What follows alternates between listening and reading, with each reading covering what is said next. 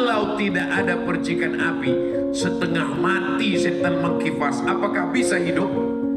Tidak. Ketika dia lihat ada api kecil, nama api itu hasad, lalu setan sedang kompor. Jadi kalau begitu, yang salah itu manusia apa setan? Manusianya salah. Ada api, dia tidak padamkan. Jadi sebetulnya setan tidak terlalu salah. Kadang kita kasihan juga sama setan ini. Dikit-dikit salah setan, dikit-dikit salah setan. Padahal salah setan sedikit. Saya khawatir nanti keluar namanya Komisi Perlindungan Setan. Saking banyaknya setan yang teraniaya. Padahal dia tidak terlalu salah. Kalau nggak ada itu percikan api, dia tidak bisa kipas setengah mati setan. Makanya kata Allah, inna ibadi, hambaku yang mendekatkan diri kepadaku, laisa laka alaihim sultan, kau tidak bisa menggoda mereka. Apa kata setan? La'atiyat lahum min baini aidihim, aku akan datang dari depan, wa min khalfihim, dari belakang, wa an aymanihim, dari kanan, wa an syama'ilihim, dari kiri. Ya Allah, aku akan goda anak cucu Adam dari depan, dari belakang, dari kanan, dari kiri. Tapi ada pengecualian, illa ibadaka minhumul mukhlasin, kecuali hambamu yang ikhlas, dia tidak bisa masuk. Kenapa? Orang ikhlas tidak ada apinya, maka dia setengah mati kipas tidak bisa.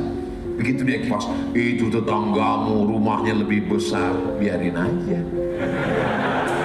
Mobilnya lebih mewah, baru bayar DP.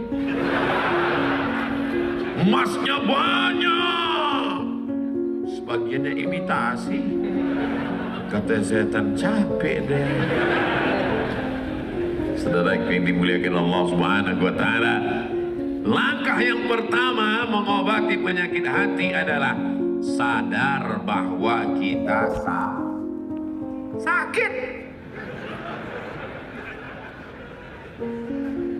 Bertamu ke rumah jamaah, dikasih minum teh, minum terus, minum susu, minum terus, minum kopi, minum terus.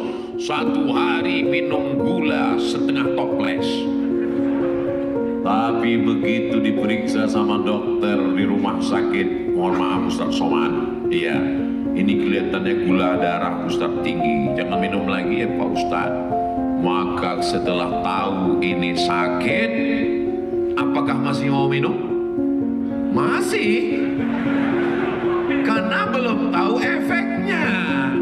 Setelah dokter memperlihatkan gambarnya, Ustaz Somad, ini efeknya kalau Ustaz terus minum gula, nanti kalau luka nggak sembuh-sembuh, ada namanya diabetes basah, ada diabetes kering, yang penting sama-sama diabetes meletus. Dan nanti ini akan parah, dan kemudian diamputasi, dan seterusnya, melihat dampak yang mengerikan itu. Begitu sampai ke rumah jamaah dikasih haram. Minum Ustaz, minum Ustaz. Kenapa? Yang pertama karena sudah tahu sakit, yang kedua karena tahu efeknya. Nah, hasad ini yang tahu cuman kita dengan Allah. Mudah-mudahan kita tahu bahwa kita hasad. Amin. Banyak yang kena. Dan kita tahu bahwa bahayanya luar biasa. Bagaimana kalau ada orang hasad? Iyyakum wal hasada, jauhi penyakit hasad.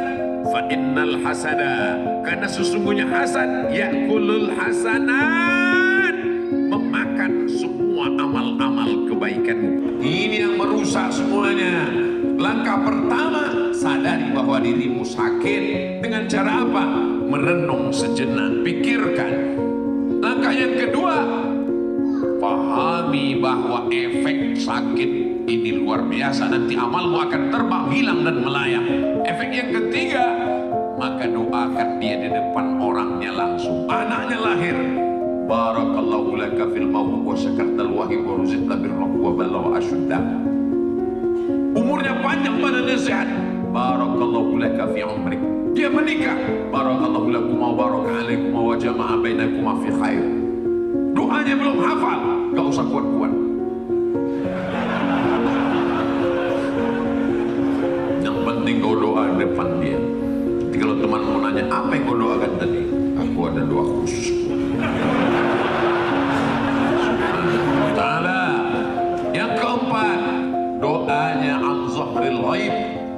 di hadapannya, tapi ghaib di dalam rumah kita berdoa, ya Allah, ini temanku, jadikan rumahnya itu rumah tangga yang sakinah, mawaddah, warahmah.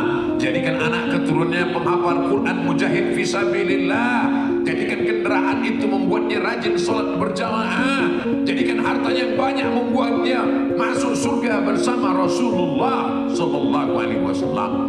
Memang berat bagi yang pernah mengamalkannya, berat bagi yang belum. Coba nanti malam, orang yang menyakitimu, yang menganiayamu, yang menjelek-jelekkanmu, yang membulimu, maka pejamkan mata, bayangkan wajah. Belum sanggup Pak Ustaz, buka lagi. Banyak orang yang sanggup melawan kantuknya untuk tahajud. Banyak orang yang sanggup melawan godaan kakinya untuk melangkah ke masjid. Banyak orang yang sanggup melawan godaan dompetnya. Setan berkata jangan sedekah, sanggup. Tapi untuk melawan dendam kesumat, melawan sakit hati, melawan hasad, ini luar biasa. Siapa yang pertama kali hasad, dengki, ketika Allah Subhanahu wa ta'ala menciptakan satu makhluk terbuat dari tanah, inni ja'ilun fil ardi khalifah, aku akan ciptakan manusia. Lalu kemudian muncul hasadnya dalam hati. Saat kapan? Ketika Allah perintahkan kepada semua malaikat, wa idh qulna lil malaikati isjudu li Adam, wahai semua malaikat, sujudlah kamu kepada Adam. Fasajadu, semua malaikat bersujud, illa iblis tidak mau sujud. Kenapa iblis tidak mau sujud? Hasad. Apa kata iblis? Aku lebih tua, aku lebih senior, aku lebih banyak ilmu, aku beribadah, aku diciptakan dari api, kau diciptakan dari tanah, aku merah menyala, sedangkan engkau hitam rendah, kenapa aku mesti bersujud kepada engkau? Muncul hasadnya. Jadi kalau ada manusia hasad berarti titisan, bukan saya yang ngomong. Itulah kenapa iblis mudah masuk ke dalam orang hasad. Kenapa? Karena dia sudah pasang microchip di dalam, mudah connectingnya. Karena ada kabel antara dia, penghubung. Ustaz tadi nyebut setan, iya. Terus ada istilah baru, iblis. Nama komunitasnya jin dan manusia. Jin ini ada yang baik-baik. Wa anna minnal muslimun, kami ini ada yang jin muslim. Wa minnal qasitun, ada yang jin kafir. Buka surat Al-Jin juz 29. Lalu kemudian jin yang jahat-jahat ini namanya setan. Indonya, bosnya namanya iblis. Jelas? Jelas. Kalau nggak jelas, saya nggak mau ulang lagi. Nanti iblis makin sakit hati. Ulang aja videonya, diulang-ulang. Saudaraku yang dimuliakan Allah Subhanahu wa ta'ala. Yang kelima, minta kepada Allah supaya hati ini bersih. Allahumma ja'alni minat tawwabin waj'alni minal mutatahhirin. Jadikan aku orang yang mensucikan hati. Waj'alni min ibadikas, jadikan aku orang yang saleh. Itu makanya selesai berwudu, wajahnya udah bersih, tangannya bersih, hidungnya bersih, mulutnya bersih, telinganya bersih, otaknya bersih, kakinya bersih, tapi hatinya belum bersih. Makanya dia minta. Cuman kadang orang habis wudu ini nggak sadar kapan dia berdoa. Gimana berdoa? Bayangkan adik-adik pulang ke rumah mau minta sama orang tua biaya uang kuliah semester, pulang ke rumah, assalamualaikum mak,